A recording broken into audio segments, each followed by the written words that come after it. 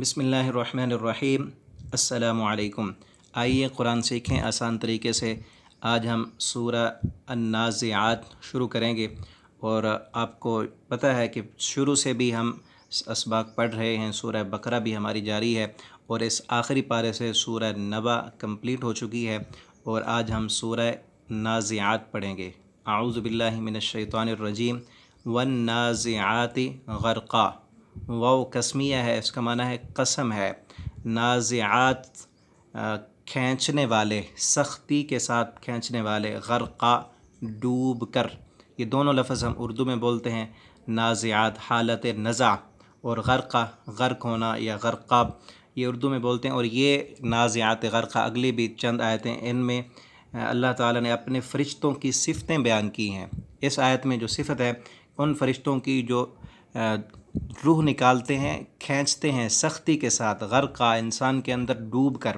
اور یہ ان فرشتوں کی صفت ہے جو کافروں کی روح نکالتے ہیں، ڈوب جاتے ہیں جسم کے اندر اور سختی کے ساتھ کھینچ لیتے ہیں۔ قسم ہے جان کو کھینچنے والے فرشتوں کی، ڈوب کر جسم میں ڈوب جاتے ہیں اور سختی کے ساتھ روح نکالتے ہیں۔ اگلی آیت دیکھیں، وَالنَّاشِطَاتِ نَشْطًا، اور گرہ کھول دینے والے ہیں آسانی اور نرمی کے ساتھ۔ وَالنَّاشِطَات، واو بھی قسمیہ ہے، بلکہ قسمیہ نہیں، واو کا معنی اور وہ فرشتے جو آسانی کے ساتھ نکالتے ہیں، نشطا انتہائی نرمی کے ساتھ۔ وہ فرشتے جو مومنین کی، مسلمانوں کی روح نکالتے ہیں اور آسانی کے ساتھ، جیسے گرہ کھول دی جاتی ہے اور پتہ نہیں چلتا، اس طرح ان کی روح نکالتے ہیں، نشطا بڑی نرمی کے ساتھ۔ یہ دونوں لفظ نئے ہیں۔ اور والسابحات، اور ان فرشتوں کی قسم جو تیرنے والے ہیں، سبحا تیرنا، روح نکال کر پھر تیرتے ہوئے آسمانوں کی طرف جاتے ہیں، جیسے پانی میں انسان تیرتا ہے، اسی طرح جلدی جلدی اللہ کی طرف وہ تیرتے ہوئے جاتے ہیں۔ دوسرا معنی یہ بھی ہے کہ وہ انسان کے جسم کے اندر تیرتے ہیں، جس طرح پانی میں انسان تیرتا ہے، وہ فرشتے انسان کے جسم میں اس طرح تیرتے ہیں اور روح نکال کر چلے جاتے ہیں۔ فالسابقات سبقا، بس ان فرشتوں کی قسم جو سبقت لے جانے والے ہیں، سبقا دوڑ کر آگے نکل جانا۔ اللہ کے حکم میں اس قدر وہ اللہ کے فرما بردار ہیں، جیسے ہی اللہ کا حکم آتا ہے تو وہ دوڑ پڑتے ہیں، ایک دوسرے سے آگے بڑھتے ہیں۔ یہ دونوں لفظ اردو میں ہم بولتے ہیں سبقا، سبقت لے جانا یا مسابقہ، مقابلہ کے معنی میں مسابقہ کا لفظ بھی بولا جاتا ہے۔ تو یہ دونوں لفظ نئے، اللہ کے حکم میں وہ بھی مقابلہ کرتے ہیں ایک دوسرے سے آگے بڑھنے میں۔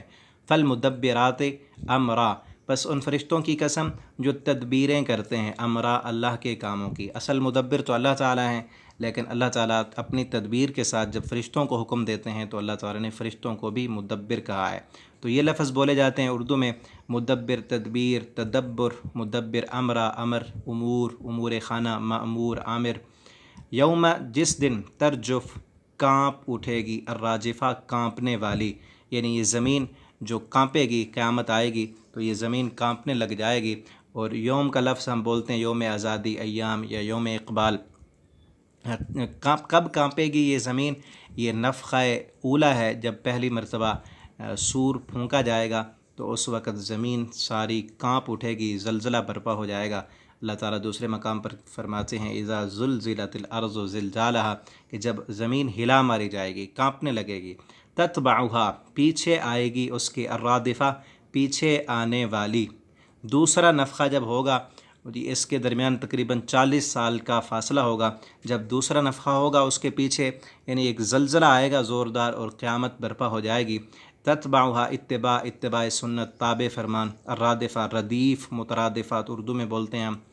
قلوب دل، کئی دل، یومئذ اس دن، واجفہ دھڑکنے والے ہوں گے۔ جب وہ کانپنے والی کانپے گی، قیامت آئے گی، کئی دل اس دن دھڑک رہے ہوں گے۔ قلوب قلب، قلبی تعلق اردو میں بولتے ہیں۔ ابصارھا، کئی نگاہیں، ان جو دل دھڑک رہے ہوں گے ان کی نگاہیں، خاشعہ جھکی ہوئی ہوں گی اور شرمندہ ہوں گی، کیونکہ انہوں نے اس دن کے لیے تیاری ہی نہیں کی، اس دن کو وہ جھٹلاتے رہے، تو آج ان کی نگاہیں اس دن کو دیکھ کر جھک جائیں گی۔